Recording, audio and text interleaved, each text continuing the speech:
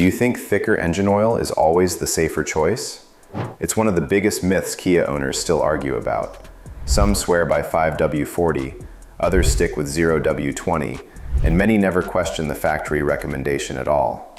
So which one actually makes the most sense? In this video, we're comparing 0W-20, 5W-30, and 5W-40 in Kia engines to find out what each oil does, where each one works best, and which choice makes the most sense for real-world driving. Part 1. The numbers everyone misunderstands. But first of all, what does the W actually mean, and why does it matter so much? Whenever you pick up a bottle of 0W-20, 5W-30, or 5W-40, those numbers can look like they're just part of the label, but they're actually much more important than they look. They're a simple guide that tells you how the oil is meant to behave inside your Kia's engine, both when it's cold and after it heats up. Basically, the W stands for winter. The number before it tells you how easily the oil can move when the engine is cold. A 0W oil is designed to flow more easily in freezing weather than a 5W oil, helping it reach important engine parts sooner after startup. The second number tells you how thick the oil stays once the engine reaches normal operating temperature. And a 30 grade oil stays thinner than a 40 grade oil, while a 40 grade keeps a thicker protective layer under higher heat and load. But thicker doesn't automatically mean better. Modern Kia engines are built with tight internal clearances, so oil still needs to move through the engine the way it was designed to. And this is where Kia gets interesting. It doesn't rely on one oil recommendation across every engine. So why would one Kia need 0W-20 while another calls for 5W-30 or even 5W-40? Part 2. Kia doesn't have one oil answer. The answer depends on which Kia you're driving. Unlike what many people assume, Kia doesn't use one oil grade across its entire lineup. Different engines are built differently, so the factory recommendation changes with them. If you look through Kia's owner's manuals, a pattern starts to appear. Many current naturally aspirated Kia models use lower viscosity oils from the factory. For example, the 2024 Soul uses 0W-20, while the 2.5-liter engines in the Sorento and Sportage also call for 0W-20. The 2.0-liter engine in the 2024 Forte uses 5W-20. Now, older 2.4-liter engines are different. Many of them were designed around 5W-20, while 5W-20 or even 10W-30 may only appear as approved alternatives under certain conditions. Turbo models change the picture again. Kia's 2.5-liter turbo engines call for 0W-30, making the lower viscosity part of the engine's original design, rather than something owners should change based on personal preference. On the other hand, some Kia hybrids push things even further. The Kia Niro has been specified as low as 0W-16 in the US, showing that lower viscosity can be part of the engine's original design rather than a shortcut. So if Kia was this careful about matching different engines with different oil grades, why did more than 1.5 million of its vehicles still end up at the center of one of the biggest engine controversies in recent history? But hold on, before we jump on the controversies, we've got something many Kia owners find useful. Our Kia Longevity Guide is a complete buying and maintenance guide packed with engine discussions, maintenance advice, and practical tips to help owners better understand and care for their vehicles. If you'd like to check it out, you'll find it linked in the description. Now, let's keep moving. Part 3. The engine scandal that changed everything. The short answer is that the biggest Kia engine controversy wasn't caused by owners choosing the wrong oil. It centered on a manufacturing problem that affected certain Theta II engines and eventually led to recalls, lawsuits, and federal investigations. According to the National Highway Traffic Safety Administration, some of these engines were built with machining debris that wasn't completely cleaned out of the crankshaft's oil passages during manufacturing. As that debris moved through the engine, it could restrict oil flow to the connecting rod bearings. Without enough lubrication, those bearings could wear much faster than they should, and in some cases the damage became severe enough to cause engine seizure or even non-crash fires. This issue eventually affected multiple Hyundai and Kia models built across several years, turning what first looked like isolated failures into a much larger investigation. Well, one major turning point came in 2016, when longtime Hyundai engineer Kim Kwang-ho reported internal safety concerns directly to US regulators. His information helped NHTSA expand its investigation into how the companies handled the defect and their recall decisions. The case grew far beyond a single recall. NHTSA later issued consent orders worth up to $210 million across Hyundai and Kia, saying the companies delayed some recalls and provided inaccurate information during parts of the process. At the same time, class action settlements expanded warranty coverage for many affected owners. Depending on the vehicle and repair history, some owners became eligible for extended powertrain coverage, repair reimbursements, inspections, and, in qualifying cases, engine replacements. Basically, none of those official fixes told owners to simply switch to a thicker oil. The solutions focused on recalls, inspections, software updates that could detect early bearing problems, warranty extensions, and replacing damaged engines when necessary. That makes this an important distinction. It was a manufacturing and reliability issue, not evidence that one viscosity grade could solve the problem.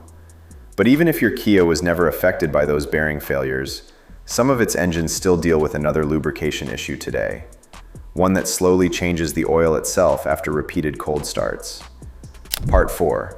The turbo problem nobody talks about. That hidden issue is called fuel dilution, and it's something many modern turbocharged Kia engines can experience because of how gasoline direct injection, or GDI, works. Instead of mixing fuel with air before it reaches the cylinder, GDI sprays gasoline directly into the combustion chamber at very high pressure.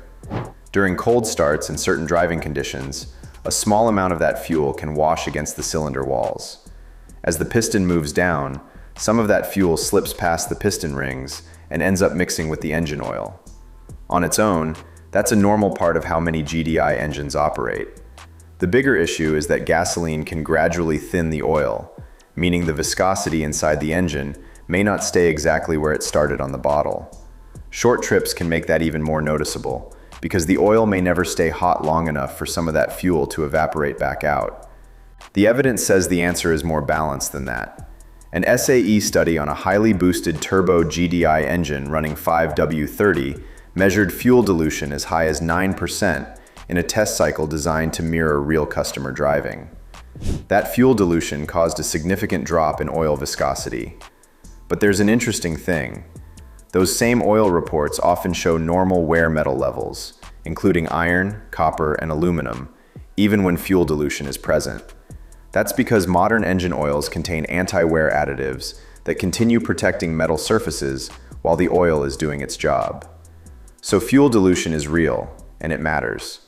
It can reduce viscosity, affect the oil over time, and become a bigger concern if the oil stays in the engine for too long. But it isn't an automatic sign that the engine is failing. But before we get to Kia's answer, take a quick second. If you're enjoying these deep dives, like the video and subscribe to the channel. It really helps us keep making research-backed breakdowns like this. Alright, because the next part ties everything together. Part 5. Kia's actual solution. Kia's answer wasn't to tell owners to switch to a thicker oil. Instead, the bigger change was when the oil should be replaced. Kia's maintenance guidance can call for much shorter oil change intervals under severe conditions. In Kia's 2020 maintenance reminder, the interval was 7,500 miles for a non-turbo engine and 6,000 miles for a turbo engine under normal conditions. Under severe conditions, those intervals dropped to 3,750 miles for a non-turbo engine and 3,000 miles for a turbo engine. And the reasons line up with everything we've talked about so far. Fuel dilution can gradually thin the oil, direct injection engines can contribute to carbon buildup over time, and turbochargers depend on clean oil because they're spinning at extremely high speeds and temperatures. According to Kia's maintenance schedules, it isn't just racing or towing. It includes more than many people expect.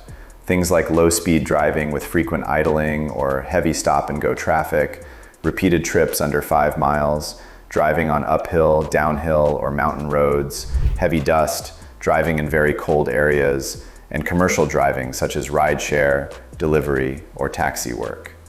That changes the real takeaway. For many modern Kia turbo engines, keeping fresh oil in the engine can be just as important as choosing the correct viscosity in the first place. Part 6. What happens if you go too thick? Going thicker isn't automatically safer. If an engine was designed for a lighter oil, using a much thicker one can create trade-offs that many drivers never think about.